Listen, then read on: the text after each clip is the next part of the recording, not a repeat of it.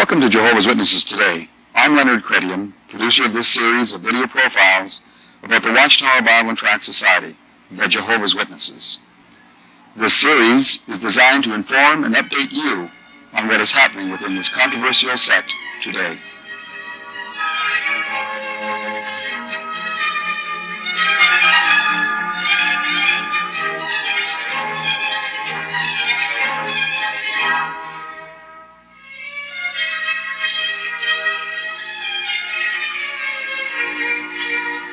Today we have with us Dr. Jerry Bergman, a professor and a former Jehovah's Witness. Jerry is going to share with us his experiences as both a overseer, pioneer within the Jehovah's Witness organization, and also as an individual that worked in various mental health clinics. He's going to share with us some of his experiences that fall into the area of mental illness and emotional distress amongst Jehovah's Witnesses.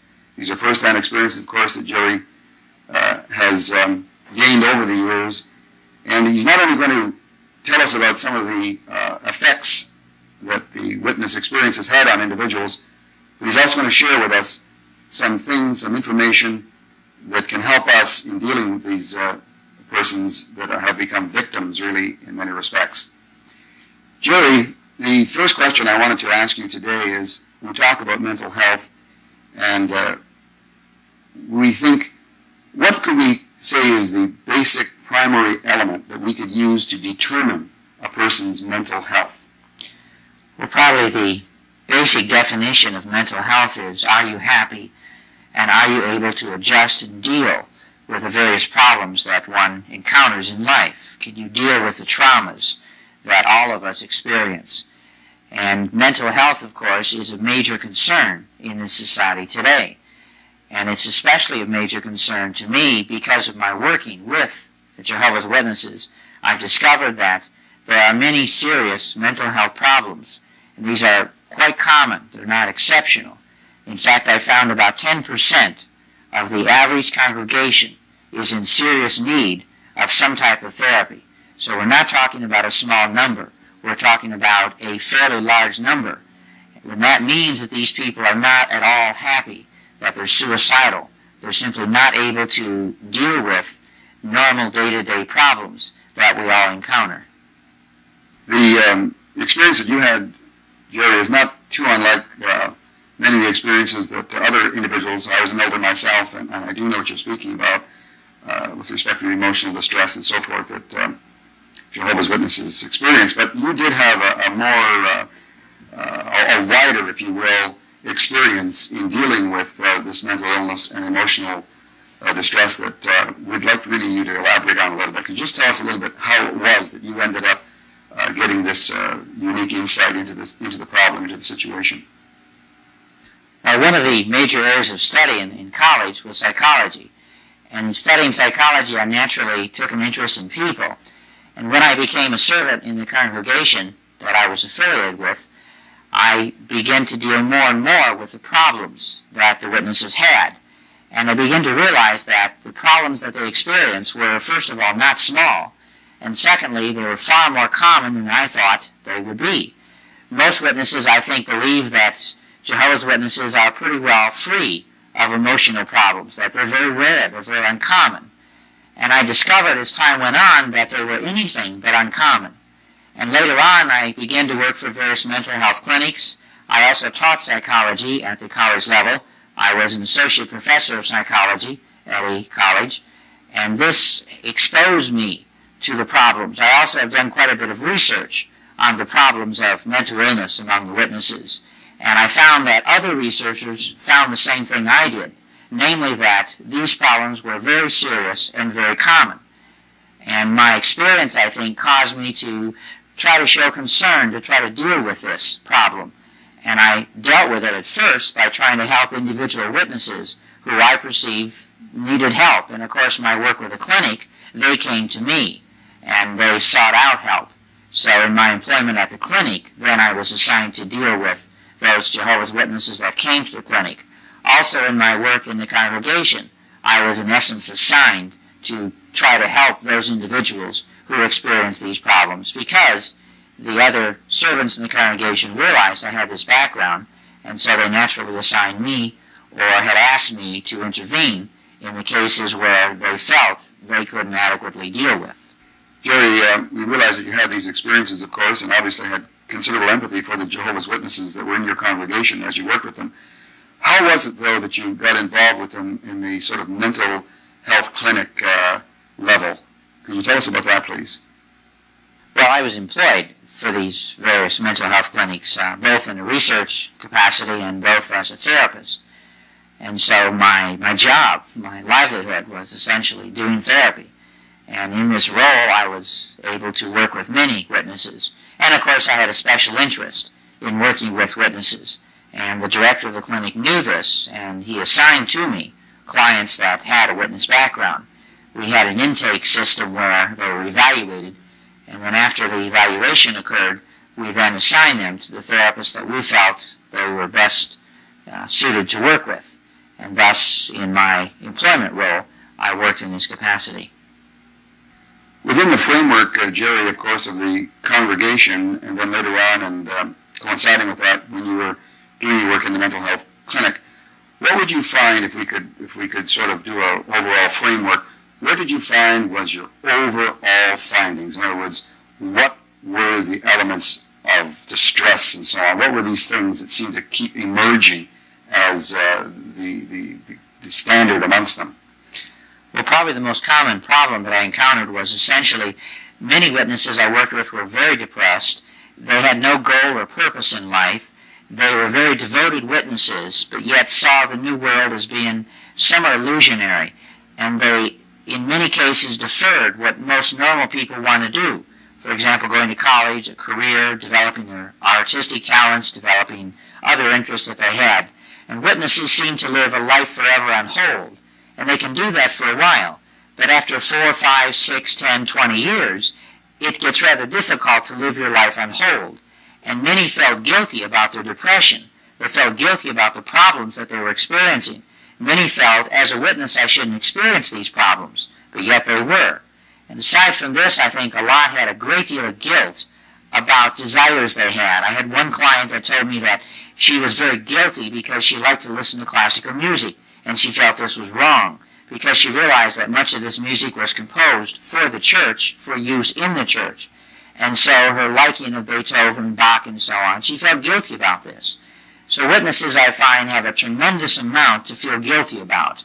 And so depression, guilt, self-doubt, and also I think many of them have serious doubts about the validity of the Watchtower Society. Many of them strongly believe the Watchtower Society is God's organization, but many have questions and doubts. And these doubts, I think, cause them a lot of problems. They nag at them, so to speak. And because of their doubts about the Watchtower Society, I think they question whether they're wasting their life. And this can be a scary thought. If you're devoting your whole life to an organization like the Watchtower, just the fleeting thought that maybe I'm wasting my life doing something that is foolish, or maybe I'm giving my life to an organization that's wrong, this can be very scary. And these doubts, I think, nag at them over and over until finally they break out, so to speak, in serious emotional problems, guilt, depression. I had a lot of obsessive-compulsive people I worked with, which I think stems from the guilt trip that the Watchtower organization puts on people. As an elder, Jerry, I recall myself over the years many times handling some pretty odd cases and so forth. But you know, it always seemed that the advice that the society gave us was that the problem wasn't within the person so much in terms of these external things we're speaking about, but it was probably a spiritual problem, that they weren't studying enough, that they needed to study more. And the study usually revolved around some society publication and not really the Bible, as it were. I have caught, however, in recent Watchtower publications a slightly different tone. I'm starting to read articles that indicate to me that the society is beginning to face and understand that, yes, indeed, there are emotional problems amongst Jehovah's Witnesses. Have you found this to be the case in your readings? And you really, in certain respects, were a pioneer in all of this. Did you ever bring this to the attention of, say, the Watchtower officials and so on? What was their reaction to this information? Yes, I've noticed this very same thing myself. It seemed at first when I began to work with witnesses in this capacity that the society would fight against what was necessary to help them. They would seem to counteract the therapy that was needed in order to help these people adjust and become mentally healthy. And I often noted that this was occurring and talked to a number of governing body officials like Brother Schroeder and several others about this. And I'm not sure that they listened carefully to what I said, but I think what I had to say did have an impact upon them. And probably, too, what happened was they received reports throughout the world of suicides, of severe emotional problems that our witnesses were having, and I think it became very apparent to them that there were many very serious, emotionally ill people in the organization. And we're not just talking about persons at the lower level. We're talking about circuit overseers, and I understand several members of the governing body had serious emotional problems. So I think after a while they could no longer deny it. They realized that these problems were there, and they had to deal with them. And also in my writing, I've written several journal articles. I've written a book on this topic. I've also written a number of other papers, and I usually sent copies of these to individuals at the Watchtower Society. And although they never directly stated to me that these influenced them, I had a hard time feeling that they didn't. And I'm sure there are others who are sending similar reports to the Society. There is an individual who likewise was a witness out in another state that I lived in, and he, I understand, wrote a paper on the very same topic I did, on the mental health problems. And he sent a copy to the Society and personally talked to a number of individuals there as well. And I think from so many angles, this information saying the same thing was coming forth, that they realized they had to deal with it. And I think now they are trying to, in some way at least, deal with these problems. They can no longer ignore them because they are so serious and so widespread. And so they are making some efforts to deal with them, but I think the basic problems are still there. They still send witnesses on a guilt trip. They still ask you to put your life on hold. They still ask you to live in what, in many ways, is a very abnormal world. And if you look at the witness world very carefully, one wonders why people would not go insane living in this world, or at least not have emotional problems. It's a very abnormal world. And so they are acknowledging these things, but in a very small way, I believe.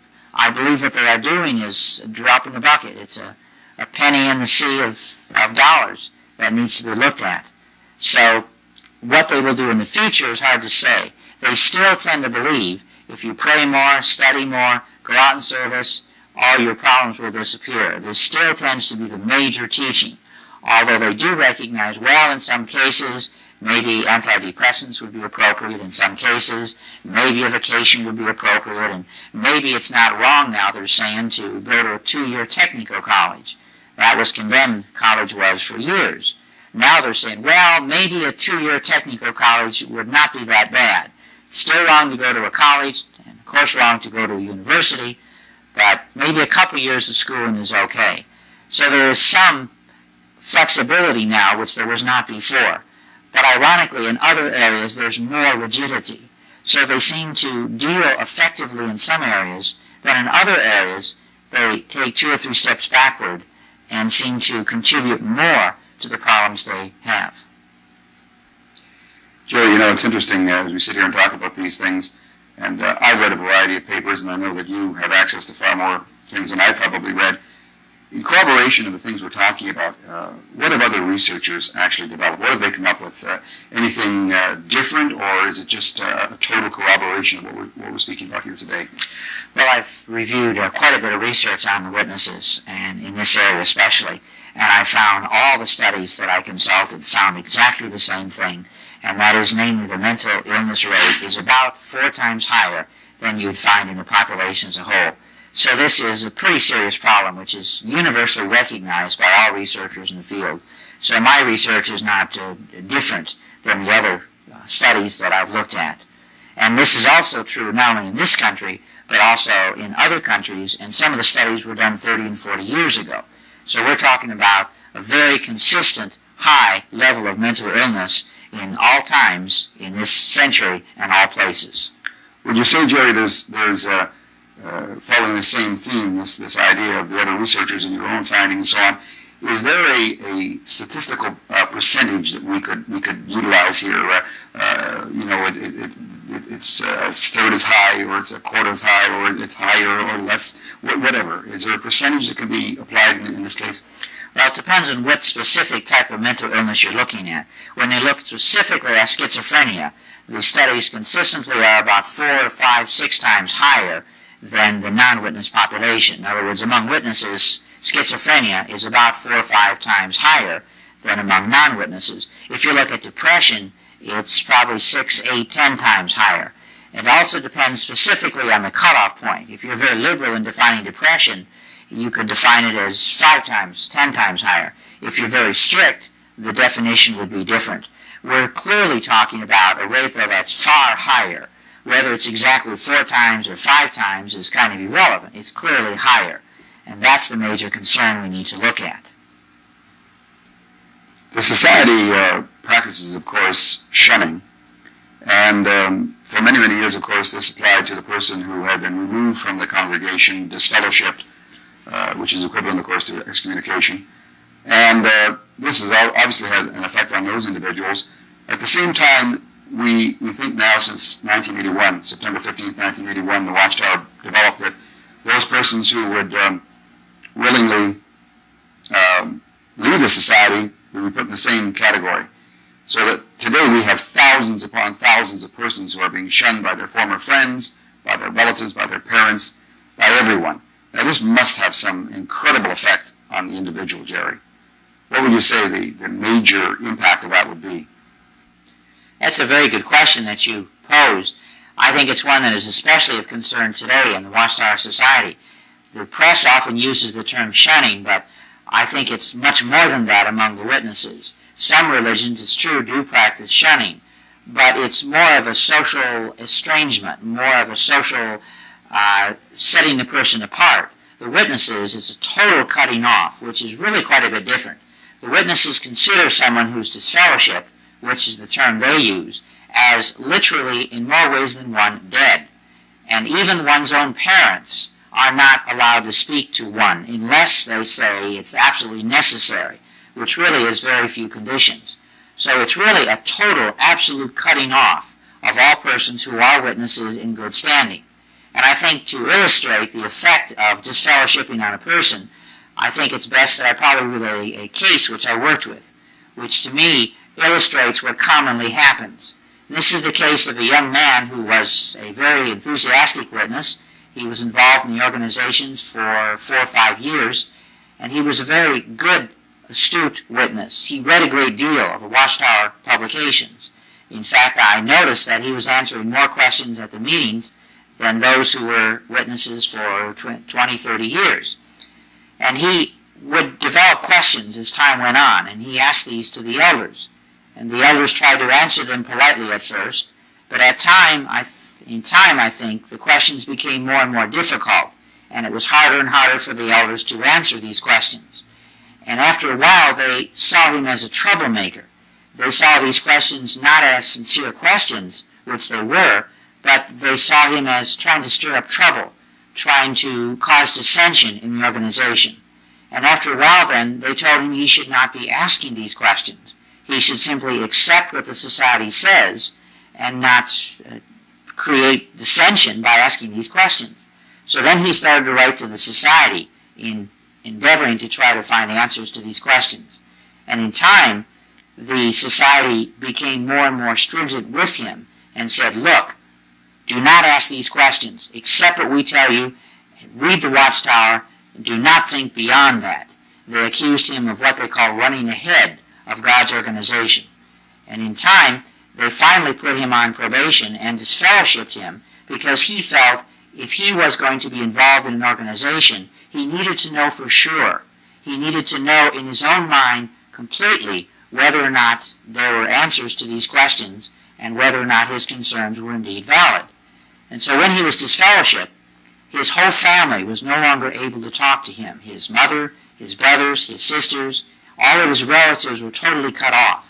And being cut off completely from all these people was so traumatic for him that he finally committed suicide in front of the Kingdom Hall. He literally blew his head off with a shotgun, which caused quite a stir in the community.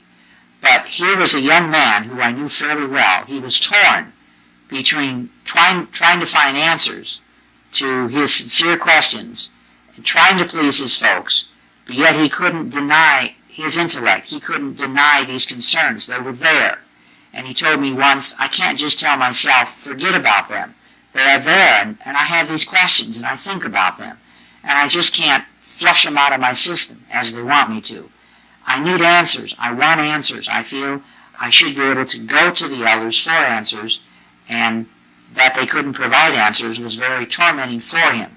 So he was torn between his intellectual doubt, his questioning, and between what happened later, which was total cutting off of him from his family, including his wife and his children, who were also witnesses at that time. So to me, this was a very tragic story, but yet in many ways is very typical of why people are disfellowshipped. By the way, the most common reason people are disfellowshipped is for sexual reasons, but the second most common is for questioning different aspects of the Watchtower Society, and these are often sincere questions that these people propound. So for questioning, for sincere questioning, many of these people's lives are ruined. I'm reminded, Jerry, of the judicial committee system as an elder, and you were an overseer as well, so you were quite familiar with the system of judicial committee, whereby if a person in the congregation came into some error or they had done something wrong, whatever the case may be, if it was of serious enough import, we would haul them in, three of us, three elders, and have a hearing with them, which could lead to anything from a severe disfellowshipping, removing from the congregation, or to a probation, to a series of things, a lecturing even, but usually it had fairly heavy import.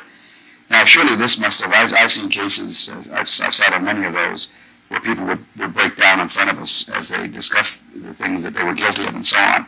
And I could tell that they came in just totally unnerved to sit before us. That used to cut me to the heart a little bit, I must confess, because I thought we were their shepherds, and yet they seem to have an incredible fear of us as they come in to see us. This must have an effect on an individual. This must have something to do with the emotional distress that some could feel, even some sort of a fear syndrome that could seize an individual. What did you find on that? What's been your experience in that area? I agree very much. I've had a lot of experience in working with judicial committees on both sides, in my case, and it's extremely traumatic for many people because your future, and many people believe your life literally hangs on the decision of those in the committee. And it's really not a very just situation because here you are in a closed room, you by yourself, in essence three opposers, three people who are trying to hear the case, and it's very difficult, I think, for justice to be served in that situation.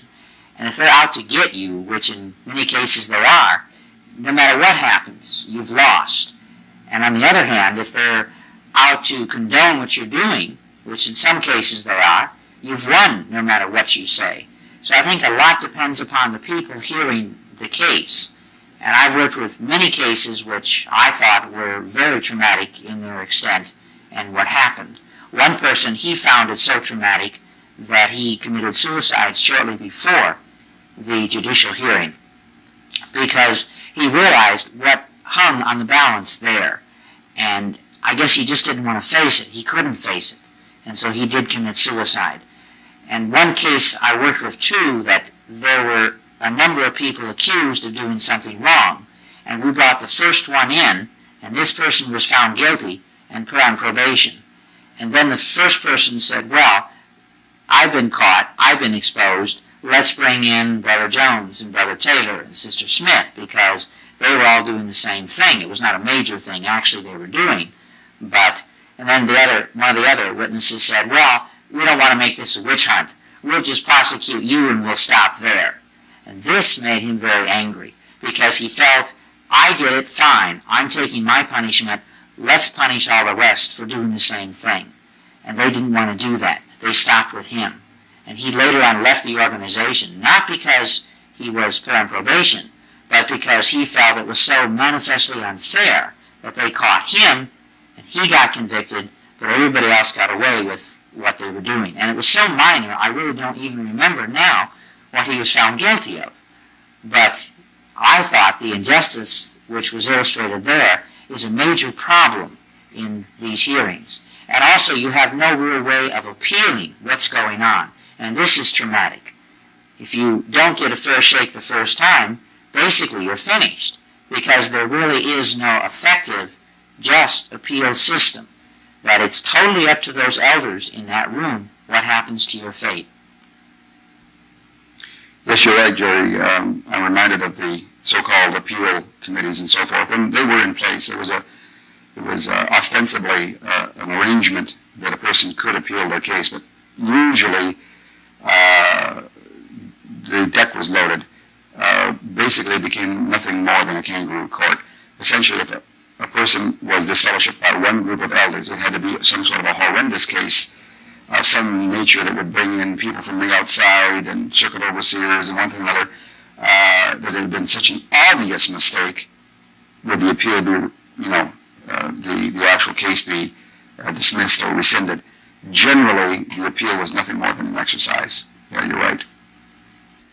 This raises the whole question of justice, and I found that oftentimes when people face the judicial committee and when they realize that there doesn't seem to be much justice in the Watchtower Society, that many leave because of this lack of justice. And this, of course, has been a major concern among dissonant witnesses in the past few years, the lack of justice. Many witnesses feel powerless in the Watchtower Society. They feel like a prisoner, that their whole life is ordered and scheduled, that they really have little control over their own life. And this feeling of powerlessness is a very common precedent, we could say, or antecedent to individuals who develop depression and emotional problems. This is why we put people in prison, because prison puts them in a powerless situation, and this is punishment. Likewise, we find many people in the Watchtower Society see themselves as powerless in an unjust situation, and this typically causes, in many witnesses at least, severe problems. Jerry, we've been talking an awful lot about the way this whole thing has affected individuals. I think a thing that has to be, or an area that has to be examined somewhat, is the family. I remember very clearly as an elder numerous cases of real dissension in families. Children becoming very rebellious, as a matter of fact, and wives and husbands interchanges that seem to be very, very negative, and they'd come to us with some of these problems and so on. And I remember many, many cases of children, as soon as they became in their late teens, just leaving the organization and leaving their family, running away, in fact. And this is obviously indicative of incredible stress within the family unit. Jehovah's Witnesses like to speak about the happy families. Many of the articles seem to have headings, God's happy family and happy family units within the larger family, as it were, and so forth. And I don't think the facts really prove this. I think that we find an awful lot of cases of family breakdown, as a matter of fact, from these pressures of meetings and so forth. In your examination and the cases that you handle, possibly in a clinical way, as well as, of course, as an overseer, did you find this to be the case, or what exactly seemed to be the situation? Yes, I agree very much so. It's my experience as well, both of those, with those people I've worked with, as well as my own personal experience, that the Watchtower Society is, as some people say, hard on families. It's very difficult for a family to stay together. There are many reasons for this. In my own situation, I remember very well going to 5 meetings a week, which is 5 hours, commuting time, preparation time, going out in service. In my case, as a servant in the congregation, I had to spend a great deal of time in committee meetings and so on. I found that I was literally spending 30, 40, and sometimes 50 hours a week, plus working 40 hours a week. So it simply absorbed almost all of my time. So aside from working and going to meetings and so on, there was literally hardly any time left for the family. And so the time factor alone causes problems. I remember rushing to get dinner ready and to eat dinner, and we never washed dishes after dinner. We had to go to a meeting, and by the time we got back, it was often 10:30, and then we didn't feel like cleaning up the kitchen and so on. So the kitchen was a mess until the morning, and then we had to get breakfast, and I had to go off to work, so I left all of that for my wife to do, which was very difficult, very hard on us. And of course, the major impediment, I think, in keeping families together is what often happens is when people become witnesses, both quite often do not become witnesses and in the family. And therefore, you have what they call a divided household. Typically, the wife was a witness and the husband was not. So this caused perpetual conflict, as one would imagine, within the family. Also, what commonly happens is when one begins to have doubts, the other doesn't. So one leaves the society or leaves the organization, the other doesn't. So this not uncommonly causes a divorce. Also, we find that within the society there is a great deal of, for many reasons, immorality going on. And this also serves to divide the family. One is put in many tempting situations within the congregation. So there are many, many reasons why the family is not the solid family the society likes to picture it as. It's interesting, Jerry, I've noticed in the articles recently in the Society's publications that there's a considerable emphasis on the youth. It seems that they're drawing their attention to the problems amongst the youth, rebelliousness, this, that, or the other thing, certainly warning them against many of the hazards of modern life, drug abuse and so forth, which is very practical advice, obviously. But it indicates to me that there's a considerable degree of problems amongst the youth. Now, that existed when I was serving as an elder. That was the case back then, and I'm sure that some of the things that are maybe taking place today, pressures in school or whatever, seems to be exacerbating this problem because they are definitely turning their attention to this. Now, I remember even my own daughter, she led a very lonely life as a child, really. We discouraged her from having friends apart from those that she had in the local congregation that were also Jehovah's Witnesses. She spent every day in the hall so that she wouldn't have to stand for the national anthem or flag salute. There was all the little activities that were normal to the school child that she could not engage in. She could not engage in birthday parties or any Thanksgiving activity or whatever. It was all a no-no and a no-no. And I think that it had an effect upon her. I think that she was a very, very quiet, withdrawn, and lonely child. Fortunately, she's turned out to be a fairly normal, well-balanced individual as an adult. I'm not so sure, though, that this is the case with all children. Even in my experience, I saw some that were really, really suffering from some real withdrawal, real emotional problems. And I suppose with your background and your interest in this whole area, you have observed this and possibly even more. I agree very much with what you brought out. I think it's very difficult to grow up a normal child as a witness because there are so many things that you cannot do that everyone else around you does. And you are severely isolated from friends, from developing normally, socially. In my own case, the school that I went to, there was no witnesses, so I was not allowed to associate with anyone. I had to grow up by myself, so to speak. And I did not have any people that lived nearby that were young, about my age, and were witnesses. So as a result, I had to turn to other means to satisfy social needs, which is not easy. It's not easy for a witness to grow up in this environment. The thing that bothers me, I think, is the society does seem to be oblivious to this. They seem to feel, well, it doesn't matter. Just do the best you can, and Armageddon will be here any day, so it doesn't really matter. But it is true, I think they realize more and more it does matter, because young witnesses have many severe problems. And I think they realize now they have to respond to these in some way. So that's why they do have more and more articles about the problems of young people and how to deal with these. But no matter how hard they try, I think, as long as you have a situation where you see everyone else as evil, where you cannot partake in so many activities, in sports, in extracurricular activities, in student government activities, in almost all school activities except the minimum required activities, when these are all off limits, I find it hard to understand how anyone could grow up a normal child under these circumstances. Of course, many do later adjust. Many do overcome these problems they had as a youth. but it takes a lot of time and a lot of work, I think, to overcome the stigma that one has growing up a witness child. And it is a reason why many people who were raised witnesses have so many problems later on as adults. I worked for the court for a number of years, and many of the individuals I worked with were raised witnesses. And it intrigued me how someone raised a witness could end up a murderer, a rapist, involved in some heinous crime.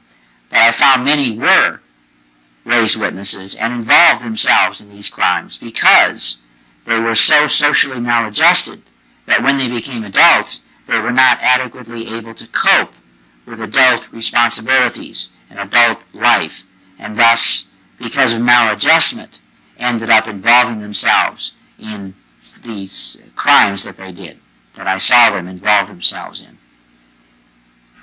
You know, Jerry, with respect to the judicial committees and the type of things we used to have to handle, some of them were a little more innocuous than others. Cigarette smoking, while it is a dirty habit, of course, I'm not totally convinced it's a salvation issue. There are many other things, of course, drug abuse and many cases of immorality, things like that.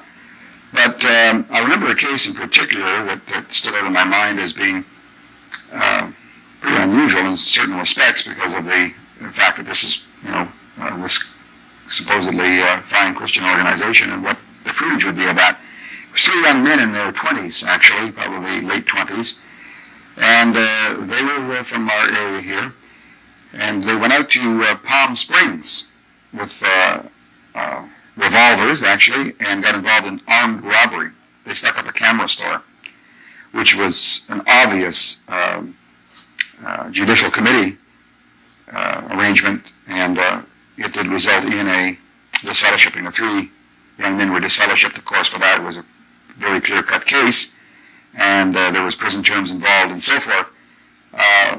Did you, in your wider scope of examination of matters like this, did you find, or have you found that this type of thing would prevail in an organization like that? Yes, I did find the same thing pretty much. I worked for the court, as I had mentioned, for a number of years, and in my experience there, I was shocked, actually, to discover that there were many individuals who were raised witnesses who were deeply involved in crime.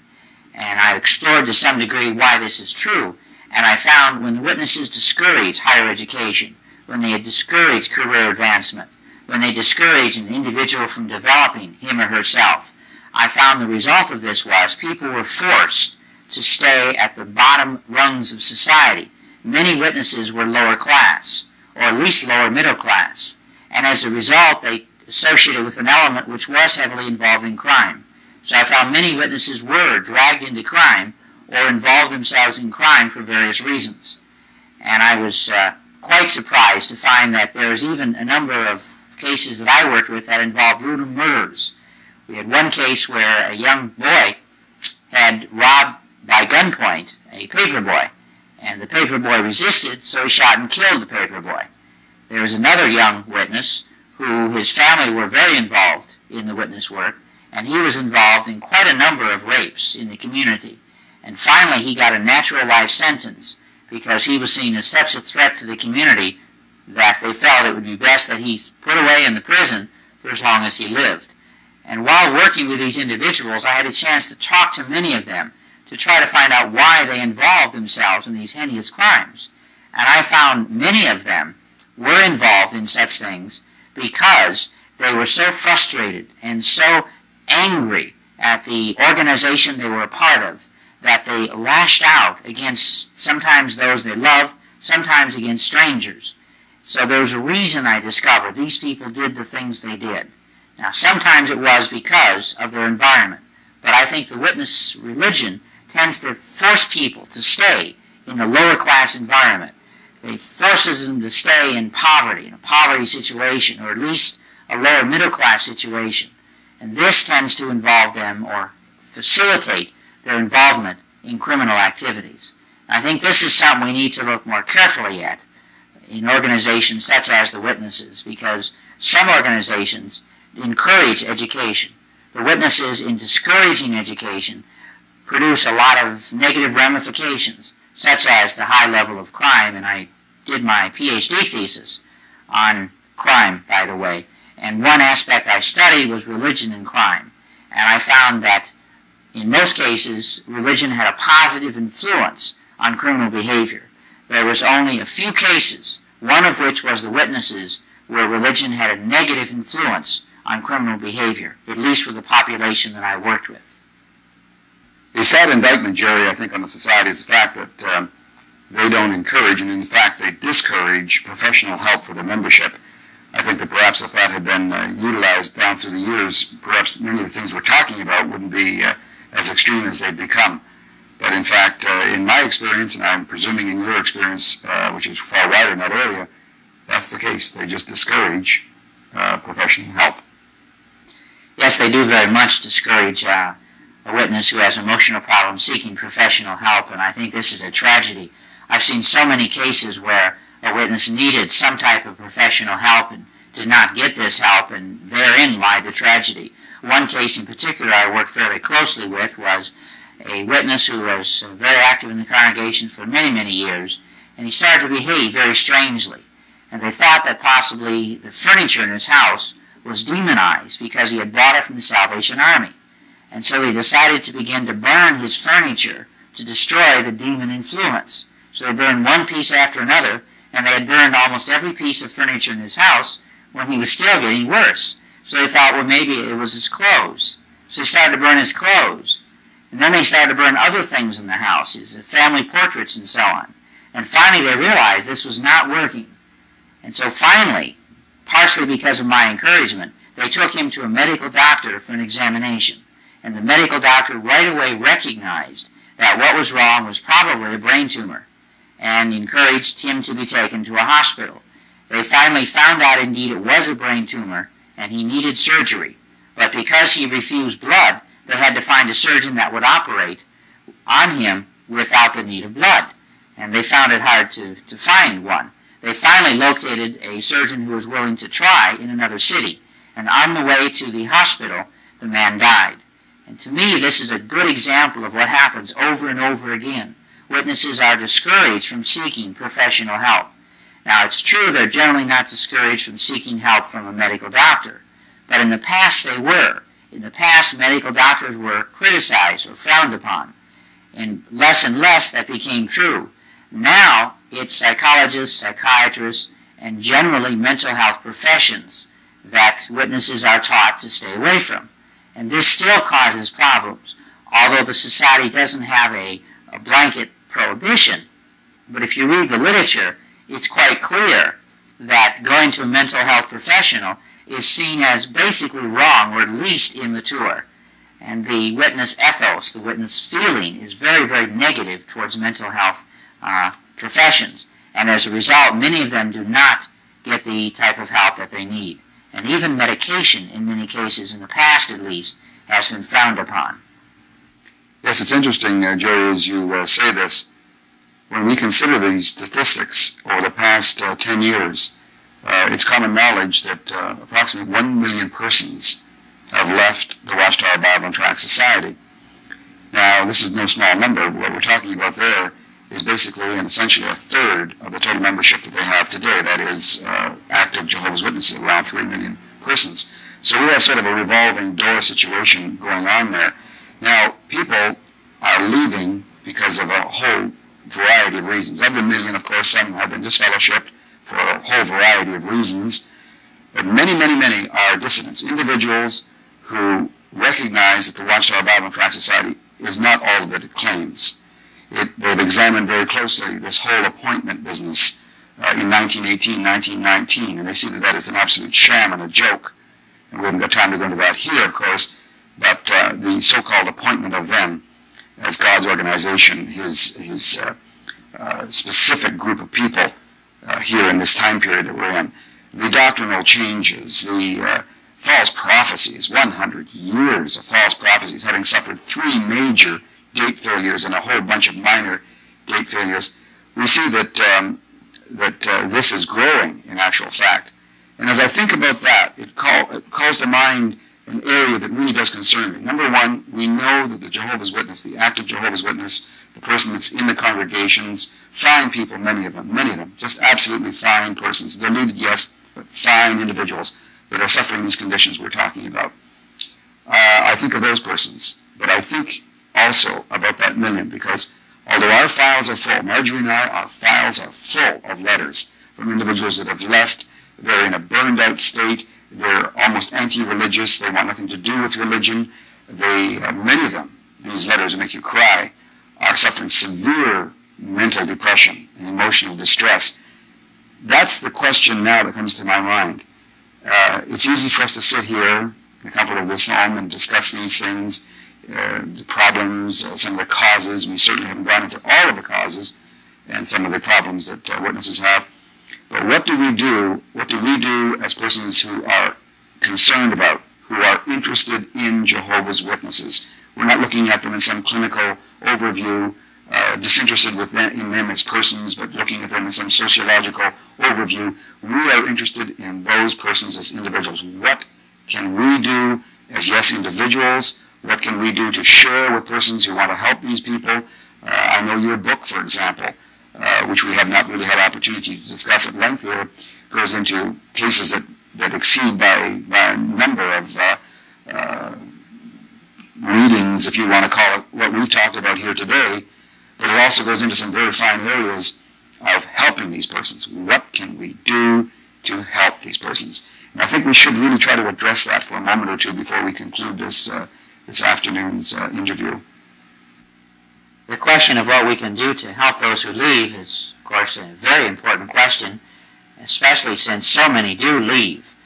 And many do have problems, but of course, many do eventually adjust to leaving. And it's very difficult at first. I think, first of all, we need to understand how difficult it is to leave the Watchtower Society. It's not an ordinary religion, so to speak. It's a religion that encompasses your whole being. Your friends are typically witnesses. You're strongly discouraged from associating with any non-witness. Your whole life revolves around the witnesses. Your whole life revolves around the imminence of Armageddon. It's your whole being. And so when you leave the witnesses, basically your whole support system is taken away. Your whole reason for living, in many ways, is taken away. Your whole modus operandi is taken away. So it is extremely traumatic because you're losing so much. You're losing your belief structure, your friends, many times your business, your career, etc. So we have to realize, first of all, it is extremely traumatic. And to help a person adjust to leaving, I think the most important thing we can do is try to replace as much as they've lost.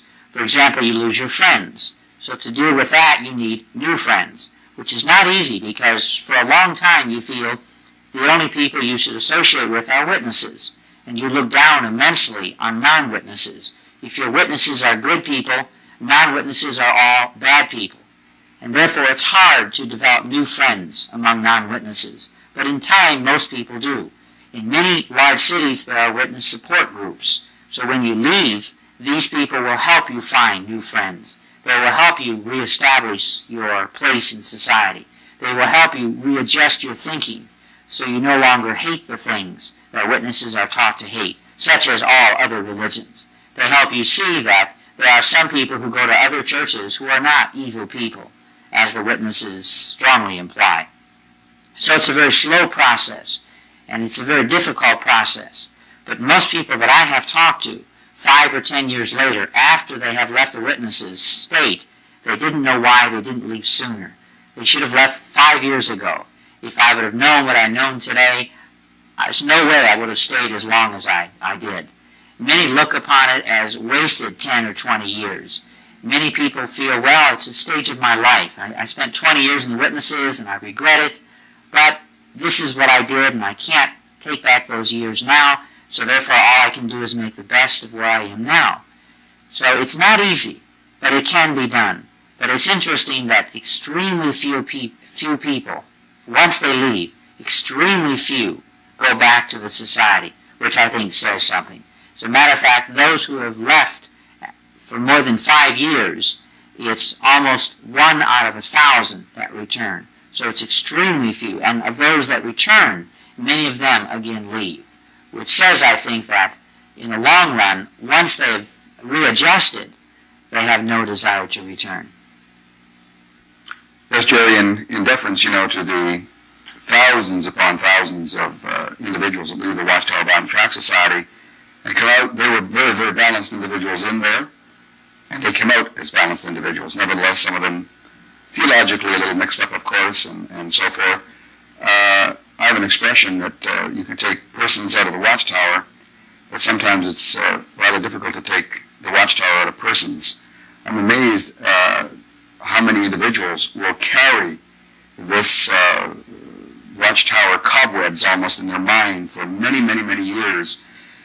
Some of them even suffering from a measure of guilt that maybe they overstep themselves. Perhaps they really have left God's organization, questions and so on. But gradually, and I think that's where Christians have to be extremely patient with the individual that leaves the Watchtower Bible Tract Society. I think we all walk our road to Damascus at various speeds. I think some run to Damascus, some stride, and some crawl on their hands and knees. And I think we have to give them an awful lot of love and empathy and encourage them to look at biblical Christianity, study the Scriptures, and understand that their salvation is by grace, and that they might abandon any of these hang-ups they might have on a works orientation and legalism and so on, and some of these things that will stay in their character almost from the years and years and years of indoctrination. I think the more we can do to encourage them to relax and enjoy the Scriptures and read the Scriptures and study the commentaries and so forth, and come to a relaxed understanding of the love, actually, that God has for mankind, as manifested through His Son, Jesus Christ. And that direction, too, that encouragement, without being oppressive to them, but rather leading them gently and lovingly to examine these things and reevaluate some of the things that they might still be carrying with them from the past, and look at it with a fresh, clean outlook. And I think this, because I've seen it happen, I see some marvelously well put together Christian individuals, healthy, mentally healthy, and the family in order, and so forth. Individuals that left the Watchtower Bible Tract Society, you would never guess that they'd even ever had that experience. Yeah, that's true. I've seen many, too, likewise, who have adjusted quite well, I think, to leaving. And but it's difficult, and I guess my professional background and my orientation has not been spending a great deal of time with those who are well-adjusted, but spending a great deal of time with those who are not well-adjusted. So I guess my experience is more with those who are having problems, and so thus I'm far more aware of the concerns here. And this, I guess, is true of many of us. And as you mentioned, I think it's a good point. We do have to be very patient, because some of these people, it takes years and years to get the Watchtower out of them, so to speak. Many people who were witnesses 20 years ago still adhere to many of the Watchtower ideas, because I think it's like cleaning out a house. You generally don't take everything out and burn it and replace it. You destroy those that you see need replacing. You get rid of a piece of furniture that's broken, that you see it's broken, and you replace it. So likewise with Watchtower ideas, you get rid of those you see a need to replace. And if you don't see a need to replace it, it sits there. And so I think in helping those who were witnesses, we need to help them understand or help them see what needs to be replaced, which is not always easy, because, of course, many of the Watchtower ideas are certainly very good. Their emphasis on clean living, their emphasis on the importance of the family. They, of course, don't always live up to this, but they do emphasize these things. So there is a lot of positive things that the Watchtower emphasizes. If it was all negative, it wouldn't attract anyone. I think the reason the Watchtower has grown so much is because there is a lot of positive there. It's like the honey with the poison in it. People generally don't eat poison by itself. You've got to put poison in something good. And I think the same thing is true with the Watchtower Society. And so cleaning out this stuff is not easy. It's very difficult. It's very hard to separate the arsenic from the honey. And that's why people stay so long, I think. People stay years after they see clearly that there are things wrong. After one prophetic date failed after another. I talked with a man who was a witness for about 80 years. And I said, now you've lived through 6 or 7 prophetic dates that failed. You saw 1925. You knew that they predicted. Oh, yes, they clearly predicted 1925. That's when Armageddon would be here.